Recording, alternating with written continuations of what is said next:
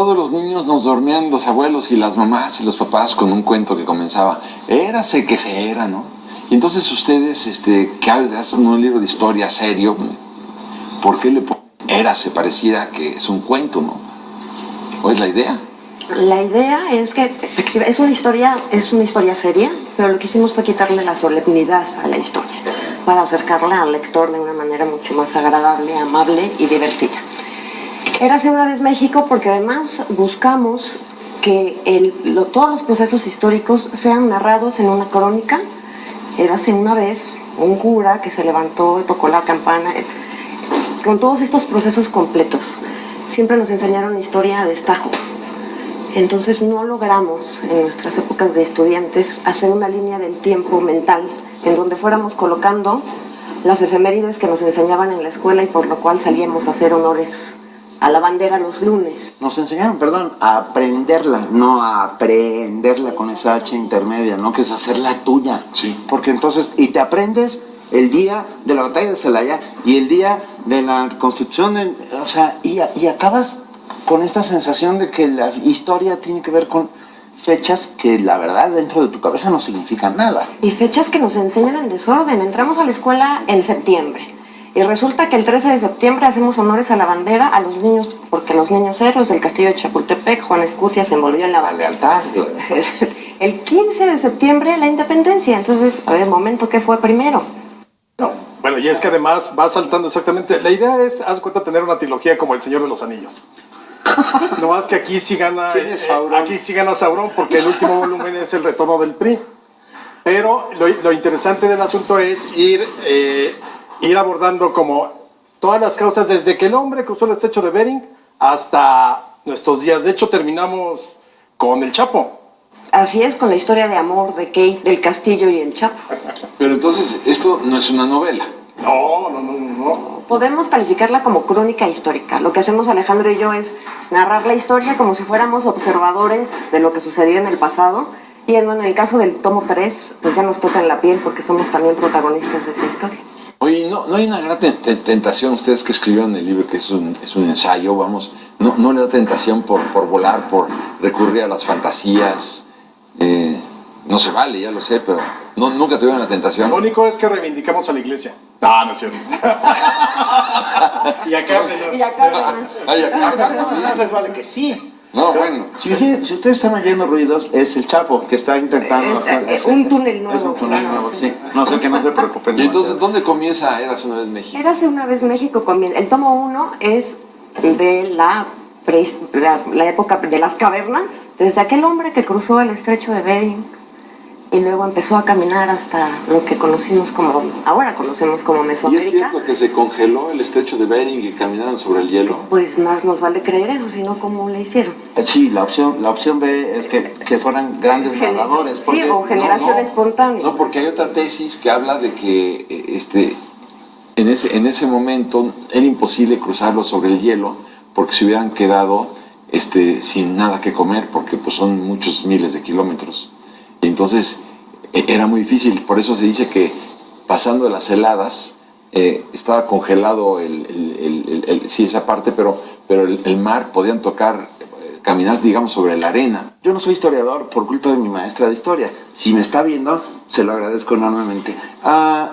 Porque me enseñaron la historia de una manera tan absolutamente aburrida, hermética, llena de pequeños detalles que no servían para nada, perdón, porque los pequeños detalles que sí sirven para algo son los que quedan en la gran historia. Bueno, a mí las clases de historia me las daba la maestra,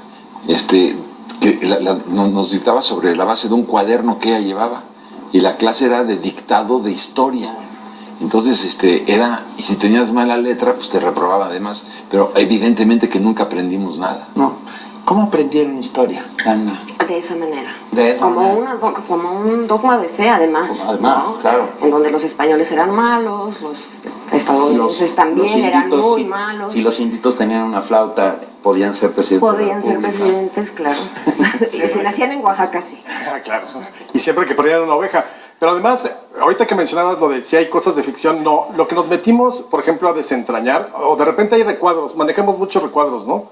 Y hay, por ejemplo, un recuadro. ¿es cierto que la corregidora anduvo con Allende? Entonces nosotros obviamente, como es una crónica histórica, no hablamos de que sí, sino se dice, estas son las razones por las cuales podría suponerse, pero no hay una carta de amor de Allende, de ay, corregidora, te quiero mucho, besitos. Ni tampoco la evidencia de que la hija hubiera sido de Allende y de... No hay evidencia. No hay evidencia. O sea, hay mucha casualidad, ¿no? Que esta hija haya nacido justo en el convento en donde fue recluida doña Josefa, y en esos años. Por supuesto que eso nos hace pensar que esa hija es de Allende. Bueno, esa hija es de Allende. Y también el tiempo de la concepción, pero también estaba enamorada la corregidora. Bueno, también ya estoy novelando. O sea, exactamente. No podrías aparecer en él. Eso es lo que no nos permitimos, Alejandro y yo, en Érase una vez México. Precisamente no sacamos ninguna conjetura, no adjetivamos, no nos colocamos en el bando de los héroes ni en el bando de los villanos. Simplemente narramos los hechos históricos de los que tenemos sustento. Pero a ver, ¿termina el primer capítulo con la conquista de México? No, Sí. no, El primer libro no. Termina hasta todo el virreinato. todo el todo el virreinato, virreinato. hasta Todo el 1808, virreinato, con ok. el inicio de las conspiraciones. Ok. Y luego, Y el siguiente tomo es de la Guerra de Independencia, del grito de independencia al grito de la revolución. Es todo el siglo XIX, esos 100 años de guerra, sin parar, una tras otra, en el Érase una vez México 2. Que sí es cierto, fueron 100 años de guerras. Todo el siglo XIX fue guerra. Y fueron invasiones y... Cuando empieza el libro nosotros decimos, esta historia empieza con un grito, el de la independencia, y termina con otro grito, sufragio efectivo, no reelección.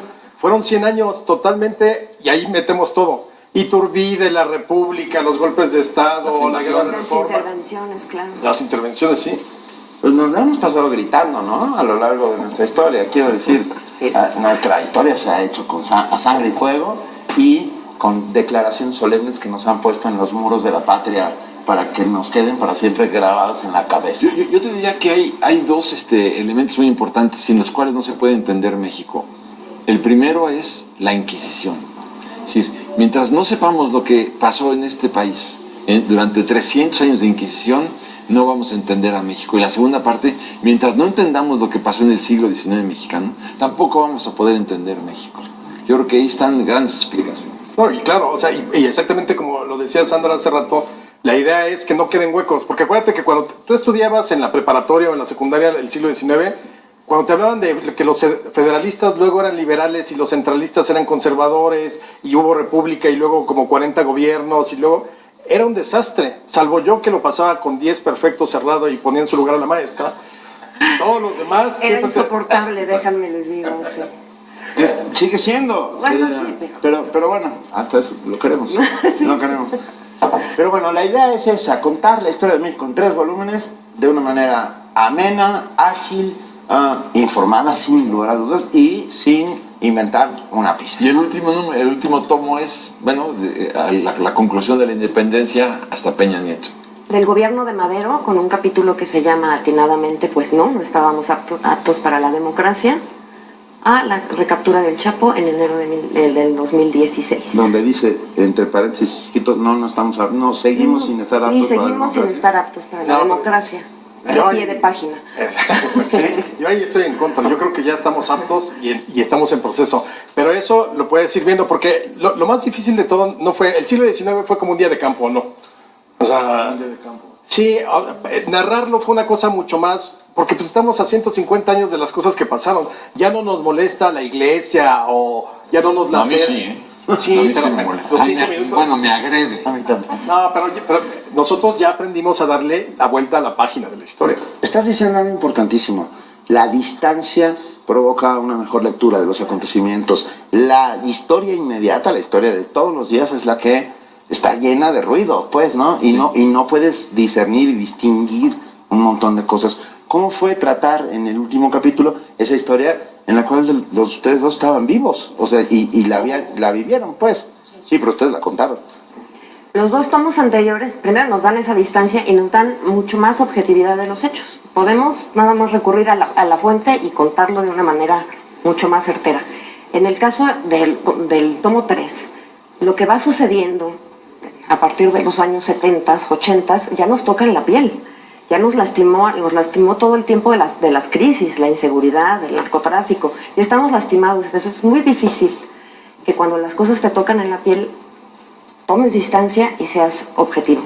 Creo que lo logramos en gran medida, pero sí es muchísimo más complicado. Oye, y ustedes en esta investigación tan profunda y tan larga, ¿no?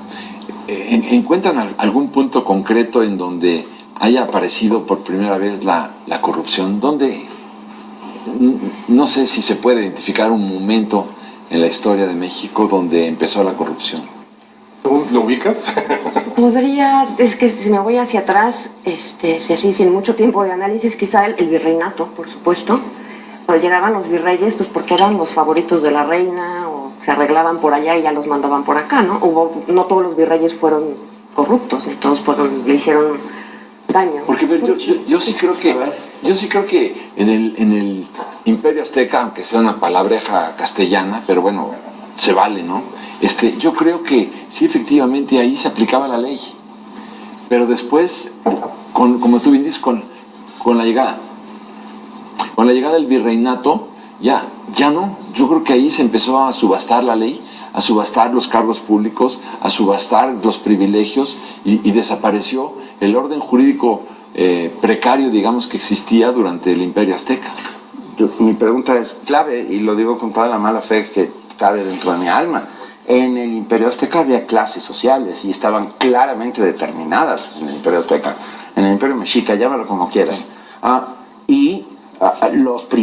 ver, lo que estoy diciendo es que la corrupción y la impunidad están íntimamente ligadas con las clases sociales, con la brecha entre ricos y pobres, desde que se inaugura el yo tengo esto y tú no lo tienes. Pero eso sería en todas las sociedades y en todos los momentos. Sin duda. Que ahorita platicamos. Bueno, sí, es un buen tema, ¿no? Bueno, por lo pronto, salud. Salud. Eros una vez México, la trilogía. Pase, esto es una oferta, una promoción.